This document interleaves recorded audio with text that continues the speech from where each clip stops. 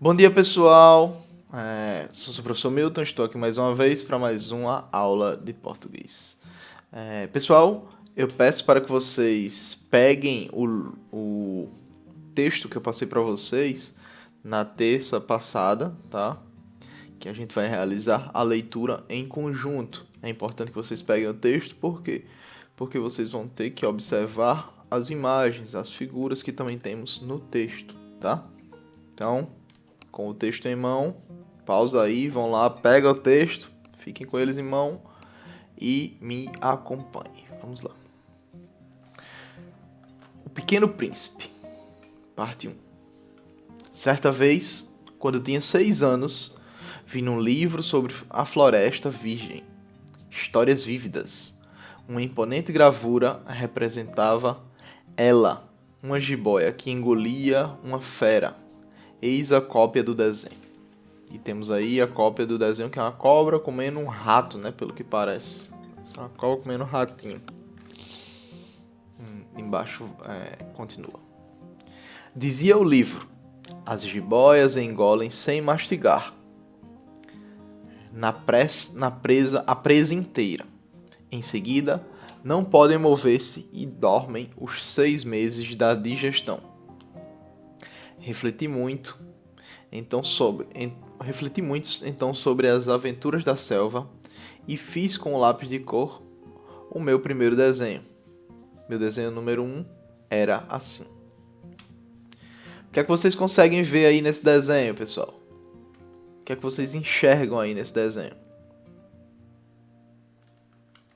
O que é que vocês estão vendo nele? Parece o quê? Parece um chapéu? Mas não é, né? Vamos ver. Vou continuar. Mostrei minha obra-prima às pessoas grandes e perguntei se o meu desenho lhes fazia medo. Responderam-me: por que é que um chapéu faria medo? Meu desenho não representava um chapéu, representava uma jiboia digerindo um elefante. Desenhei então o interior da jiboia, a fim de que as pessoas grandes pudessem compreender. Elas têm sempre necessidade de explicações. Meu desenho número 2 era assim. E agora a gente vê, né, um elefantezinho. Parece que o elefante tá dentro do chapéu agora. As pessoas grandes aconselharam-me deixar de lado os desenhos de jiboias abertas ou fechadas e dedicar-me de preferência à geografia, à história, ao cálculo, à gramática. Foi assim que abandonei, aos 6 anos, uma esplêndida carreira de pintor. Eu fora desencorajado pelo insucesso do meu desenho número 1 e do meu desenho número 2. As pessoas grandes não compreendem nada sozinhas e é cansativo para crianças estar toda hora explicando. Tive, pois, de escolher uma outra profissão e aprendi a pilotar aviões. Voei, por assim dizer, por todo o mundo e a geografia, é claro, me serviu muito. Sabia distinguir num relance a China e o Arizona.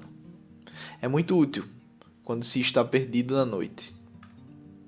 Tive assim, no decorrer da vida, muitos contatos com muita gente séria.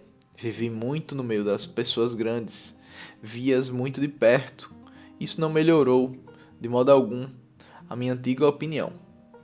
Quando encontrava uma que me parecia um pouco lúcida, fazia com ela a experiência do meu desenho número 1, que sempre conservei comigo. Eu queria saber se ela era verdadeiramente compreensiva, mas respondia sempre: é um chapéu.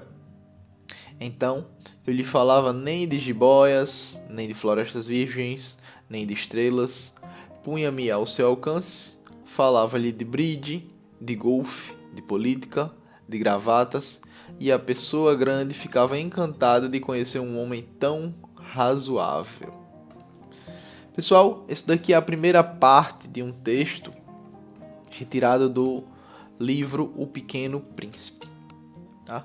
A gente, no decorrer do nosso ano, a gente vai acompanhar a aventura do Pequeno Príncipe. Vamos lendo conforme foram avançando nossas aulas. Vamos intercalar entre as aulas de gramática com os assuntos decorrentes de nossas disciplinas que temos costumeiramente estudado e vamos trabalhar o que? Interpretação de texto, leitura, construção textual, tá? Voltada para o texto do Pequeno Príncipe, tá bem?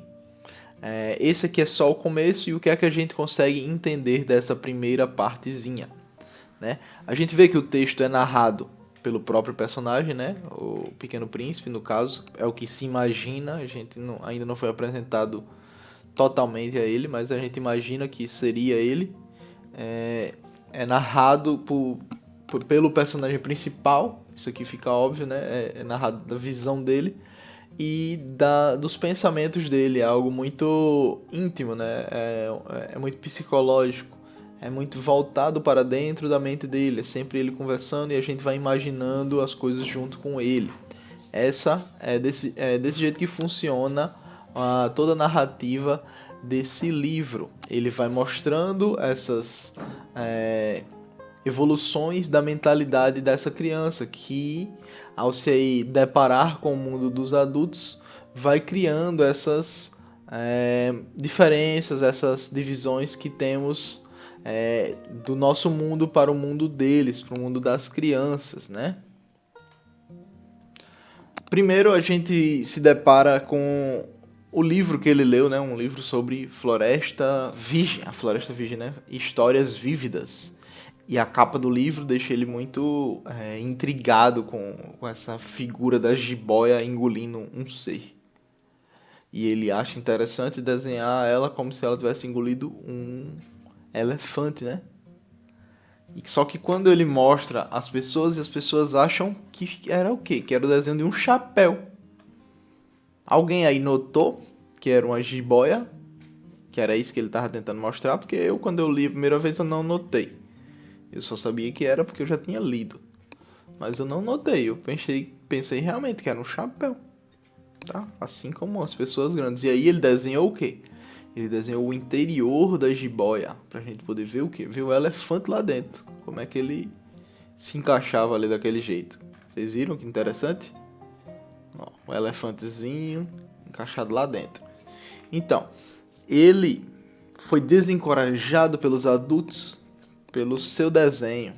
E eu pergunto pra vocês, já teve alguma coisa que vocês fizeram e os adultos desencorajaram vocês? Quer dizer, isso não tem futuro, é melhor você pensar em outra coisa, é melhor você se focar no quê? Nos estudos.